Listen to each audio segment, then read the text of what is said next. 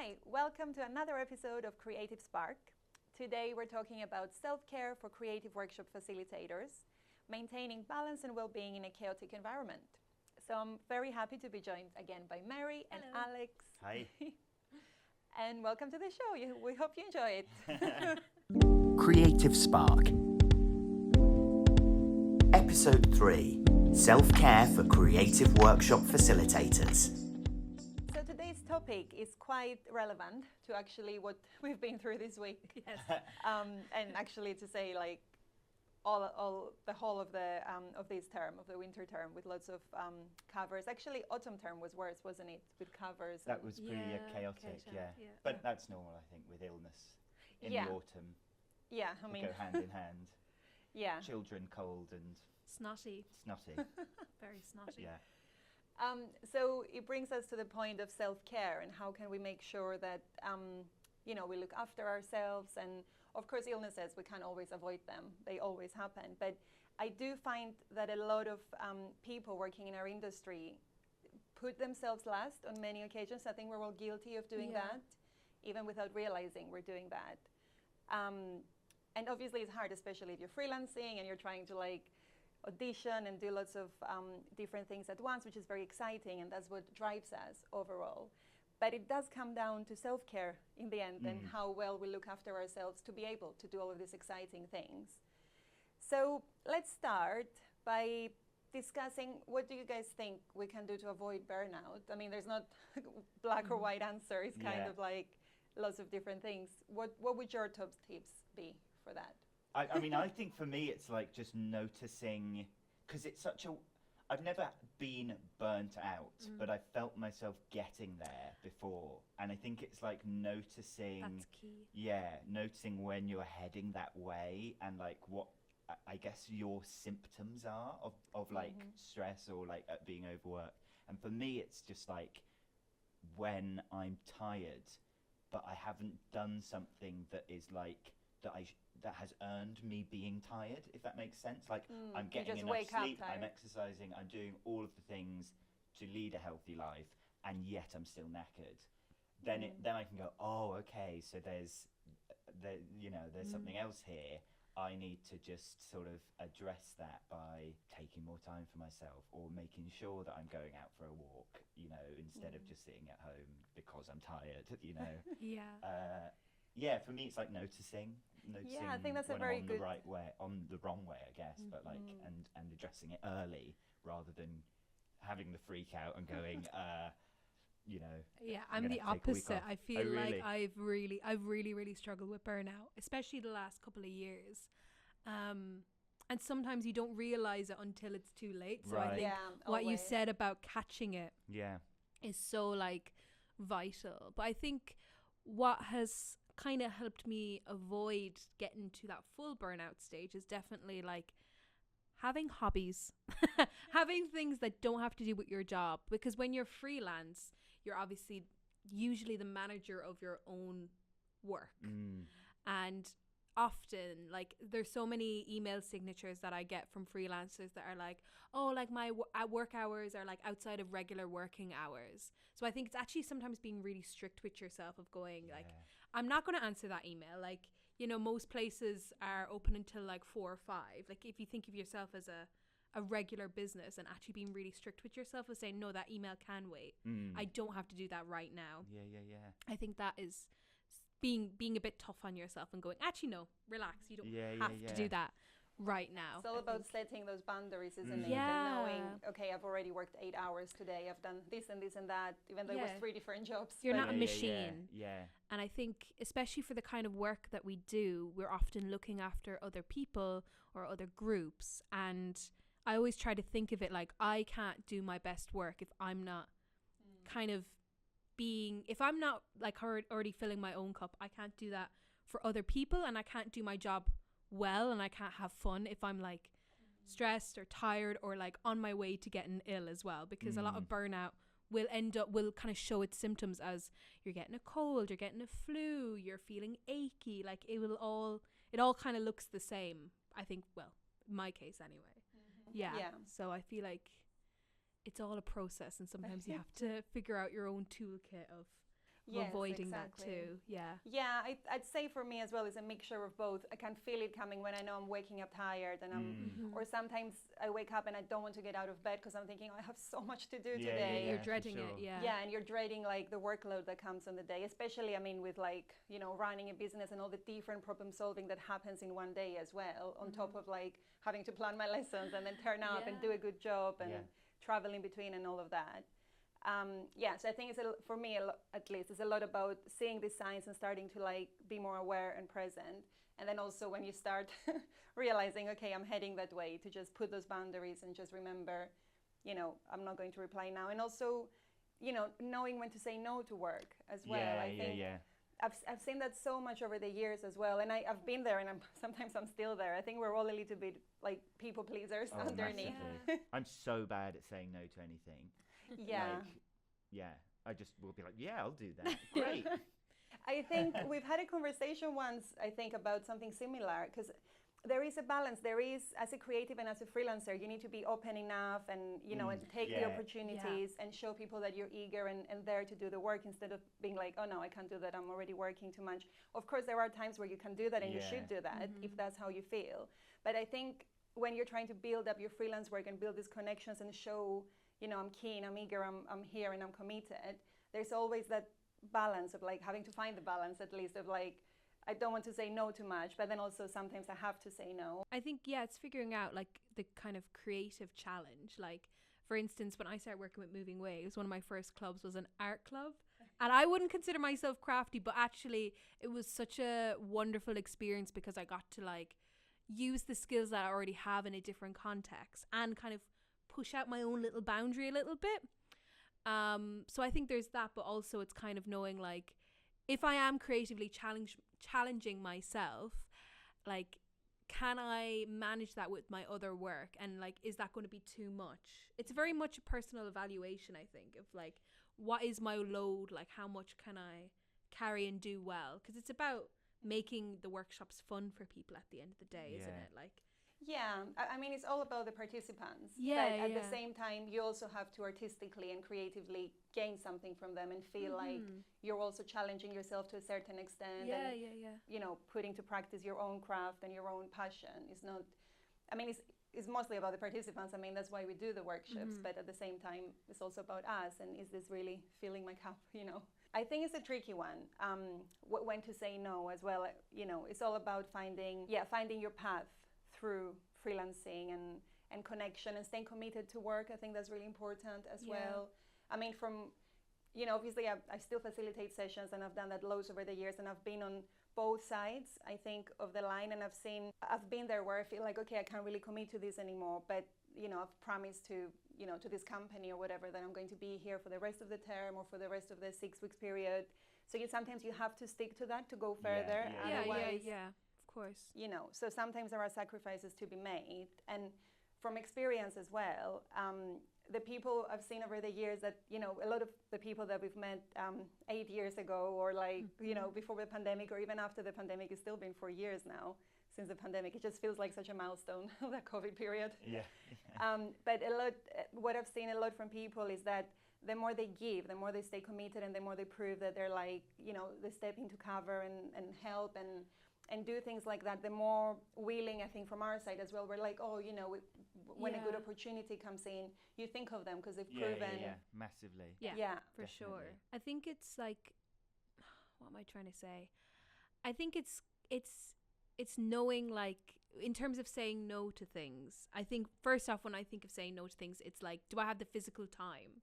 Does it already fit in? Yeah, of course. I mean, because with the commitments that I already have, which is what you're saying, because I think when you are part of like a participant group that has been going on for a while, you get to know those people so well, and the work that you do together is so rich. So I think there's something really, and I think also to the participants, you showing up consistently also, you know, I think it just makes the whole experience better. So yeah, I think when saying no, a lot of it is just kind of like, what do I have currently going on now? Where would I like to be in the next, like, whatever. And thinking it through before you commit to it. So making sure before you say yes is like, okay, I can definitely do this. And and if I say yes, will the work be good? Because like, if you don't have time to do it and you've said yes, what are you going to get out of it? It's not going to be good because it'll be rushed, or like you'll be doing it under a lot of stress, and so it's not going to live up to the potential that you have. You're really good with sort of saying, because I know I've said to you before, oh yeah, I'll just edit that in my spare time or whatever. And you're like, Alex, I'm not paying you to work in your spare time. You stick to the work hours. And then I'm like, oh yeah, of course, like, even though I like doing editing, I think also because like as freelancers, a lot of the time our office is at home.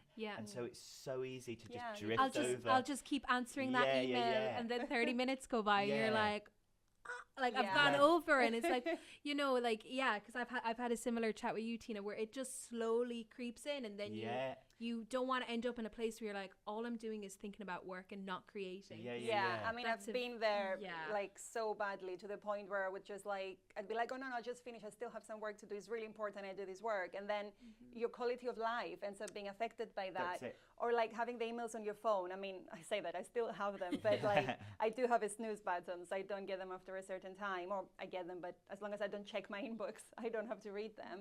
But I think because I've been there and I've been massively burned out to the point where I questioned everything. I'm like, why am I doing moving waves? But why don't I just go and get a standard job, get paid, not having to worry about all those little challenges that come with it?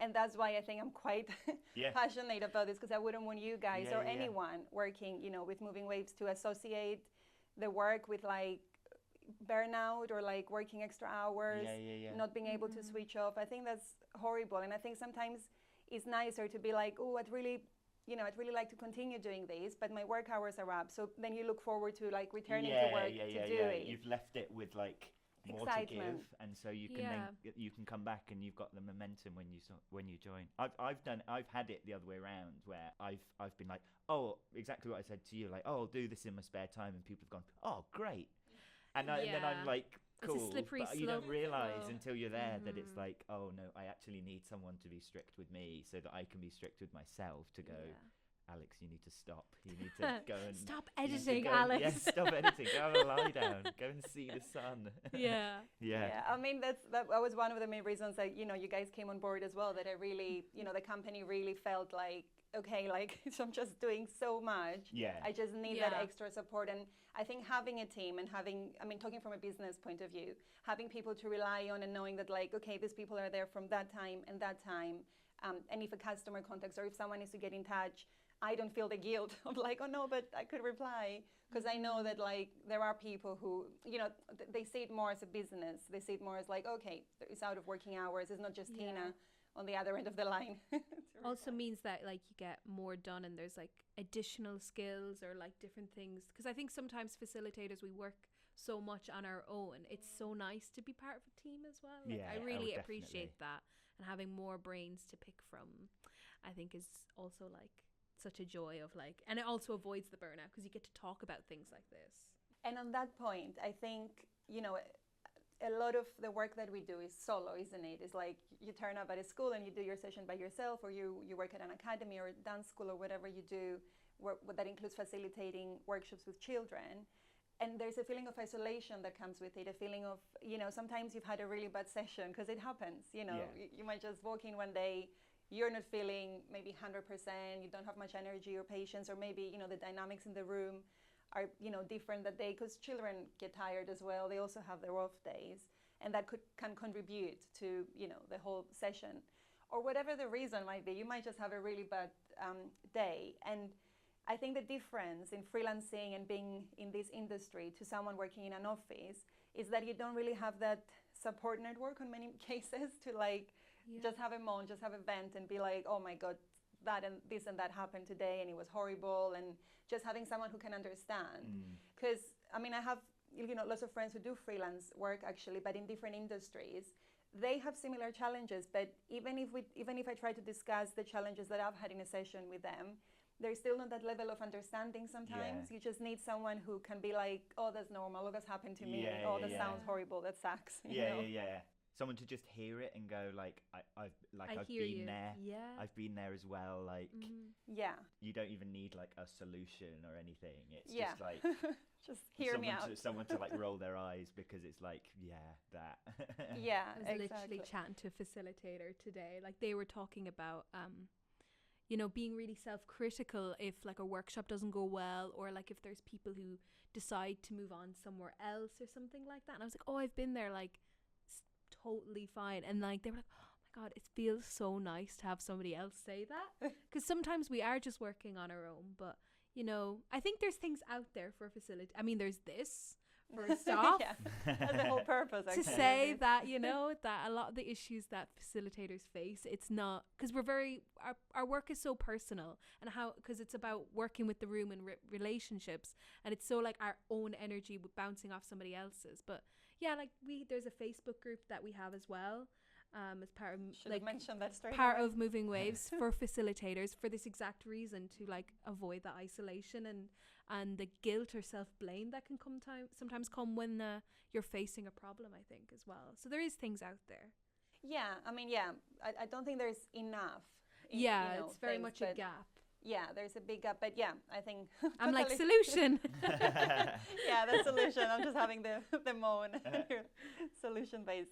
But yeah, it's true. Yeah, that's the whole purpose, I suppose, of what we're trying to do here: create this community, have this Facebook group for people to post in questions, get advice, exchange ideas, things like that. And we've launched our course this month as well, which is an online course about working creatively with children, and is sort of like helps you build a foundation on the basics like behavior management, planning, delivering your plan, making sure it's engaging. It has a list of resources that I call it the facilitator's bag, because I just like popping everything I have in a drawer there, and they always come out handy. I mean, the course is also for more experienced facilitators who want a bit of a refresher. But either way, that's also something that you have lifetime access to once you have it, and you can always refer back to it if you're like, had a really tough session today, like could I get some, a refresher, or just get some tips on how to manage, behavior. Or just other ways that people approach a problem, I think, because everyone has a certain I know there's like a million different versions of zip zap boing. Do you know that kind of way? But how one person might deliver it to address like teamwork versus another, with even things like that. Like that's a good idea for another course. Yeah, actually. There you go. But I think that having that community is also like avoiding your work feeling stagnant, which I think can contribute to the burnout, because you're like, oh, like I'm not doing anything, I'm not being creative enough, I'm not trying anything new, or like I feel like I've exhausted all my ideas. But sometimes it's just talking to someone going, oh, I've tried this game like called Name Zombie, and then you try it out, or they show you and you're like, oh my goodness, that's amazing. Like I feel like it's given a zhuzh, and the freshens up your approach for the yeah next workshop. And I think it's like how, if you're excited about a session, then like sometimes that can rub off onto the participants as well. I think that's exciting about having a community is new ideas. Yeah, because I think creative block is a real thing, isn't it? When you just you reach a block and you're like, okay, I've done all my games, or like I've given my all to all the auditions I've done, or whichever creative block you might be in. I think that's very common, and I think back to having the community, like we just said, I think you can just. Did I say I think enough?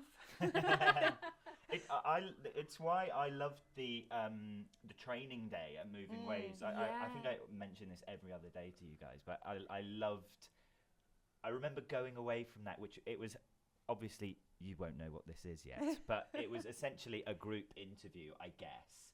But it's just playing, it was isn't just it? fun, and like. And then, having since joined the team on this side of things, like being on this side of it, still just as fun. But then, like going, oh, great, I'm going to steal that game. Yeah. I'm going to steal that game. Name Zombie, I've used so many times now, and I think you led that at the last one. And I mean, this is what we're saying about the community, and like getting suggestions from other people. They bring in their sessions, and you go, I've never heard of that. I would never have thought of that, but like, it's so good. It's like a twist on a game you already know. I can take that or adapt it or present it to my group, and they can change it into their own thing. Yeah. The training day is always just so fun, because it's just a time. I suppose there's a time just to play and like and exactly. actually like I don't have to worry about leading too much because I get to just enjoy and see what other people deliver and like you said like just connect with other facilitators as well, you know. It felt like being back. I think because I'd not been in like a rehearsal room probably since drama school. It was like a really nostalgic feeling of like, oh yeah, I remember. I really like this. I like this community of people. I think it's important. We definitely have that need to play, and 100%. you know, because it's not just our jobs. We're also humans that are a bit more playful because we're creatives and we have that creative bug that we've spoken about at different times. But yeah, that's the purpose of the training day, to inspire and exchange ideas and just get a feel of everyone's style. And I always say this on training day. So training day counts as the final stage of their whole recruitment process for anyone listening who doesn't know. And when we get in the room, it's not so much about deciding who's good enough or who's not good enough to join our team. It's more about seeing the different styles. And, you know, like we said, a game can be done in like so many different styles, so many different versions, and just trying to match people to, you know, that school, that group of young people, that care home or whichever session we have that we want to book someone for. It's a really good chance to see everyone in action and just having fun. I'm really glad you enjoyed that day. It's so much fun. I tell people about that because really? I'm like, it's so much fun. We should do maybe like, we actually, I think neither of you have done this, but we did a skill sharing workshop. I was meant to go to it. Oh, yeah. I was meant to, I remember like, I was like, I think it was like because it was still during the pandemic times, wasn't it? It's 2020 But probably. yeah. What's that? I don't even know. I don't even know what it is. Like, We actually, this reminded me that we need to organize that again. But it was a skill sharing workshop. So we booked the room for 2 hours and we invited everyone from the team. I think it wasn't a massive turnout. I think a few people couldn't make it in the end. Right. I was one of them because I was coming back from another workshop, I think. Yeah, Right. which is part of saying no to Yeah. things of going, you know, I think it's all part and parcel, but Yeah, but it was basically a group of facilitators basically doing what we've done in the training day. So just sharing workshops with each other, sharing different activities. I had some like resources with me and I kind of showed some of the things that I do in certain workshops. Then another facilitator had his ukulele and did something else. And it was a really fun day, and we all got to just, because it wasn't as formal as a training day. It wasn't someone watching your session. Yeah, there was no note. Well, note taking in a good way because you're like an idea. Write that down. But exactly. Not like, Yeah, so we were like tracksuits, like you know, trainers just standing in the room being silly and having fun. Oh, that sounds great. Yeah, I think the reason we haven't done it is because it didn't end up being like as big turnout as we thought. But actually, now that because I forgot about it, to be completely honest. Yeah. But now that I'm thinking, it was like a really positive day, and I think everyone said, you know, if you do this again, I'll be there. Yeah. I think so we should probably organize that again. Yeah, I think it's just important to play. Like, I think offer that space. Yeah, and even like talking back to burnout, actually having to play. Like, I always say to my friends who are also facilitators to find a hobby that is nothing to do with your job, like has nothing to do with theatre as well. So I think playing in general is just so like important. Yeah, and staying physical as well, just being in the room and not having to worry too much about like, you know, how I'm sitting, how I'm talking. You just like roam around. I think a very good tip that I was given, and actually I've used it quite a lot since, for managing time and knowing when to say no, for example, and things. So you take your day and you're like, okay, so today I've got from 10 to 4, you know, this is my work hours. I want to work 6 hours today, or if you want to do like, say, a full shift, 8 hours, whatever.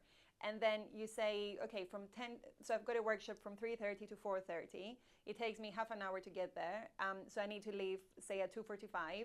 So I've got from 10 to 2:45. So from 10 to 11, I'm going to answer to all my emails. And if I don't finish on time, you know, tough, I'll move on to the next task. From 11 to 11:30, I need to do laundry or whatever you might need to do. But it's called, I think, time blocking. And it's such a simple concept. I'm making it out like it's such a science. But it has actually really helped me to manage my day and all the tasks I have to do in a day. And I think with freelancing especially, even if, you know, it takes me half an hour to plan that workshop. So I need to factor in half an hour in my day to do my planning for the week or for the workshop for the day. I think time blocking is a really good tool as well to know how to manage your day. And I do that as well, time blocking. If this is interesting, I'll put it up on the screen because I've got a PDF of it. Oh, that'd be perfect. And so maybe you're seeing that right now. But it also helps me when I'm getting to sleep, because sometimes I get to sleep and I'm more awake than I've been the whole day. Oh my gosh. And it's the worst time. But I find writing down on my time box as a little separate section, and I think it's just like it says notes or like other things, and you'll see it on screen. And then I can just brain dump into that, and I think subconsciously my brain goes, Alex, it's on the paper now. Relax. You can take it out your head. I'm taking care of it. Aww. And then suddenly I can stop thinking, the mind stops racing. Because you feel like you have an order. Yeah, it's there. Like I can look at that tomorrow. It's like there's no use thinking about it because you're not going to do it now. Yeah, that kind of reminds me, because sometimes we can be so hard of this is a totally different point, but we could be so hard on ourselves in a workshop. Sometimes I let myself only be a little bit annoyed at myself until I get to the train station or the tube, and then I stop. You know, like I feel like having those like really clear lines of like, I'm going to write this down.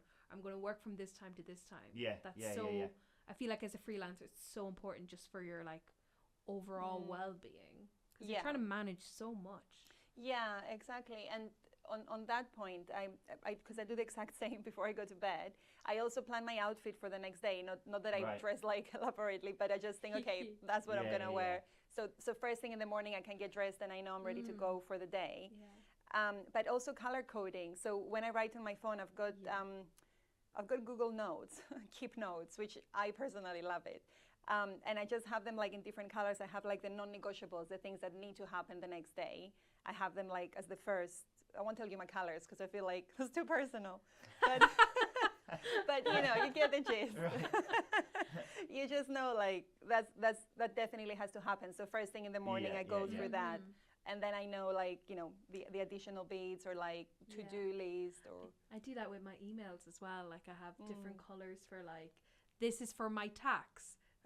This is which company I work with, this one or this one, or these are my personal creative projects. Or like, you have to, don't you? If you're freelancing. And it's like, it's just ever since I've started doing it, I was like, wow, I feel so much calmer looking at my inbox because I can just see, okay, like you said, like these are non-negotiables, these are the most important, and I can kind of prioritize myself and my time based on that. Like it's so crazy how like just color can just change your world, isn't it? Yeah, no, it's I mean we're quite visual. Yeah.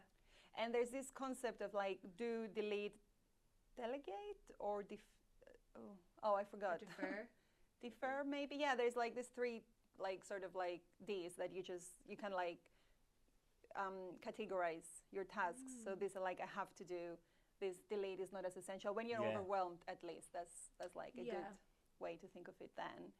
But coming back to your point about, you know, how you can leave a session and be quite self-critical and just thinking, you know, just being a bit judgmental towards ourselves. I think that's another thing to explore about how building resilience can help our self-care as facilitators and coping with rejection as well, and like work getting cancelled and or like applying for like a job and like maybe not getting that session because somebody else got there before you or something like that. Or it's all about expectations, isn't it? Yeah, managing your expectations and also, you know, just having that resilience to be like and your practice like and being like, okay, it's like this is an opportunity for me to do something else or to learn something else, I think as well. What would you say is your best tip for coping with rejection? Oh, that's such a good question. I think accepting that it's not going to feel good and that's okay. Like, it's okay to be disappointed. Like, you don't have to pretend that you're not disappointed. Like, that's so true. Of course, it's not a nice feeling.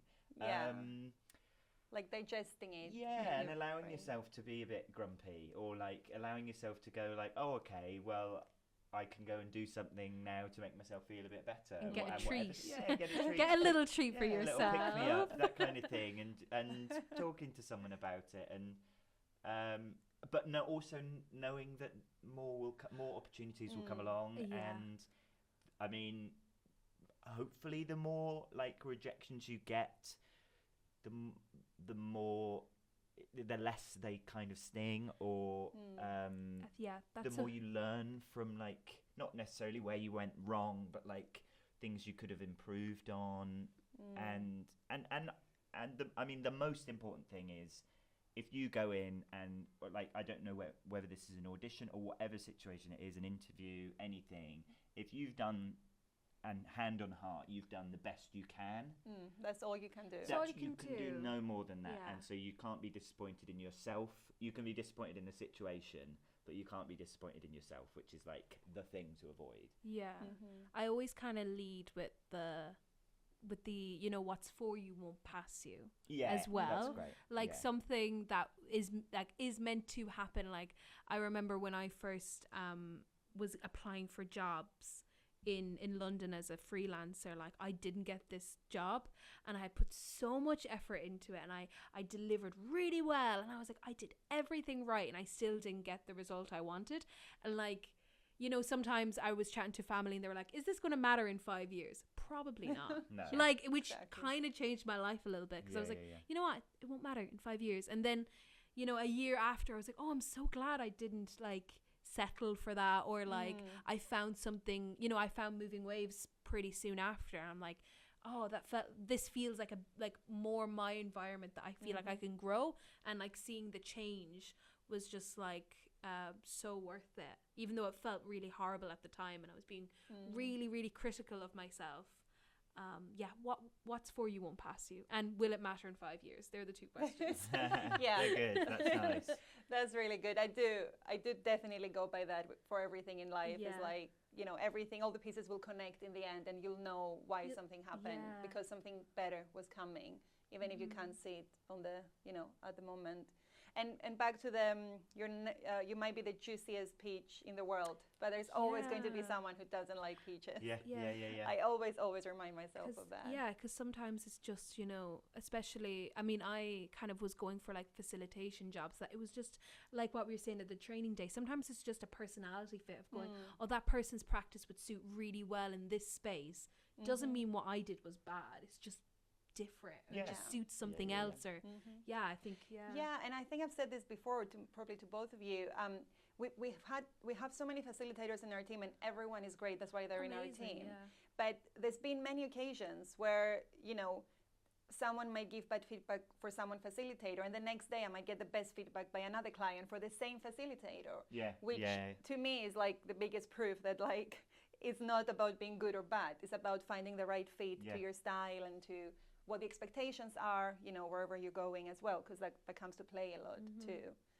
So to summarize about self-care, everything we discussed today, I think we've covered a lot of ground actually, and hopefully you find this helpful as well. So tools to avoid burnout, and, you know, and look after ourselves well.